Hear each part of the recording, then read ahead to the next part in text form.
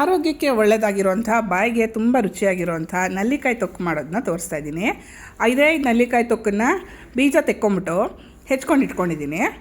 ಆಮೇಲೆ ಒಂದು ಬಾಣಲೆಗೆ ಒಂದು 1/4ರಿಂದ ಅರ್ಧ ಚಮಚದೊಳಗೆ ಮೆಂತ್ಯ, ಆಮೇಲೆ ಒಂದು ಅರ್ಧ ಚಮಚದವರೆಗೂ ಸಾಸಿವೆ ಎರಡನ್ನೂ ಹಾಕ್ಬಿಟ್ಟು ಹುರ್ಕೋತಾ ಇದ್ದೀನಿ. ಅದು ಚಿಟಪಟ ಅಂತ ಸಿಡಿಯುತ್ತೆ, ಅಲ್ಲಿವರೆಗೂ ಹುರ್ಕೋಬೇಕು, ಚೆನ್ನಾಗಿ ಫ್ರೈ ಮಾಡ್ಕೋಬೇಕು. ಸಣ್ಣ ಉರಿನಲ್ಲಿ ಹುರಿದಿಟ್ಕೋಬೇಕು. ಮೆಂತ್ಯ ಸಾಸಿವೆ ಪುಡಿ ಹಾಕೋದ್ರಿಂದ ಘಮ್ ಅಂತ ಆಗುತ್ತೆ, ಮತ್ತು ತೊಕ್ಕು ತುಂಬ ದಿನ ಬಾಳಿಕೆ ಬರೋಕ್ಕೆ ಹೆಲ್ಪ್ ಆಗುತ್ತೆ. ಆಮೇಲೆ ಎಲ್ಲ ಹೆಚ್ಚಿಟ್ಕೊಂಡಿರೋಂಥ ನಲ್ಲಿಕಾಯಿನ ಮಿಕ್ಸಿ ಜಾರಿಗೆ ಸೇರಿಸ್ಕೊಂಡು ಖಾರಕ್ಕೆ ಬೇಕಾಗಿರೋಷ್ಟು ಒಣಮೆಣಸಿನ್ಕಾಯಿ ಹಾಕೋತಾ ಇದ್ದೀನಿ. 2 ಬ್ಯಾಡಗಿ 3 ಗುಂಟೂರು ಹಾಕ್ತಿದ್ದೀನಿ. ಖಾರ ಇನ್ನೂ ಹಿಡಿಯುತ್ತೆ, ನಾನು ಮಕ್ಳಿಗೆ ಮಾಡ್ತಾ ಇರೋದ್ರಿಂದ ಕಮ್ಮಿ ಹಾಕಿದ್ದೀನಿ. ಅದನ್ನು ನೀರಿಲ್ದಲೇ ರುಬ್ಕೊಳ್ಳಿ. ತೀರ ಬೇಕು ಅಂದರೆ ಸ್ವಲ್ಪ ನೀರು ಸೇರಿಸ್ಕೊಳ್ಳಿ ಅಷ್ಟೇ. ರುಬ್ಕೊಂಡು ತಂದು ಇಟ್ಕೊಂಡೋದ್ರ ಜೊತೆಗೆ ಇವಾಗ ತಣ್ಣಗೆ ಮಾಡಿಟ್ಕೊಂಡಿದ್ವಲ್ವ ಮೆಂತ್ಯ ಮತ್ತು ಸಾಸಿವೆನ ಕುಟ್ನಿನಲ್ಲಿ ಪುಡಿ ಮಾಡ್ಕೊತಾ ಇದ್ದೀನಿ. ಬೇಗ ಪುಡಿ ಆಗೋಗ್ಬಿಡುತ್ತೆ. ನೀವು ಚೆನ್ನಾಗಿ ಅದನ್ನು ಬೆಚ್ಚಗಿರುವಾಗಲೇ ಪುಡಿ ಮಾಡಿಕೊಂಡ್ರೆ ತುಂಬ ಚೆನ್ನಾಗಾಗುತ್ತೆ.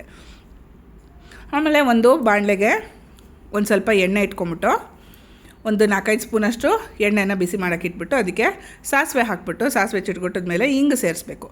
ಇಂಗು ಒಂದು ಸ್ವಲ್ಪ ಜಾಸ್ತಿ ಹಾಕಿದ್ರೆ ಚೆಂದ, ರುಚಿಯಾಗಿ ಘಮ್ ಅಂತ ಇರುತ್ತೆ. ನಾನು ಇಲ್ಲೊಂದು 1/4 ಟೀ ಸ್ಪೂನಷ್ಟು ಇಂಗು ಬಳಸ್ತಾ ಇದ್ದೀನಿ.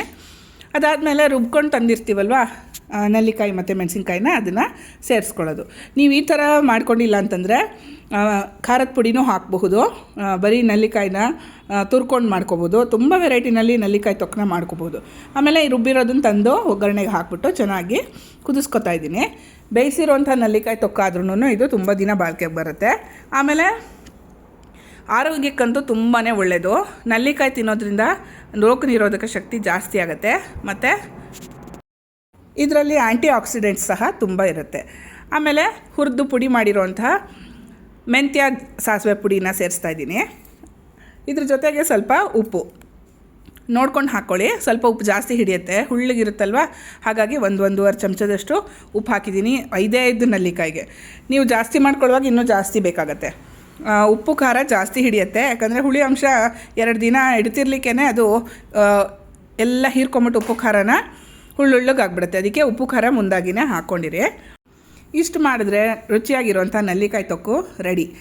ಇದನ್ನು ಫ್ರಿಜ್ಜಲ್ಲಿ 2 ತಿಂಗಳವರೆಗೂ ಇಡಬಹುದು.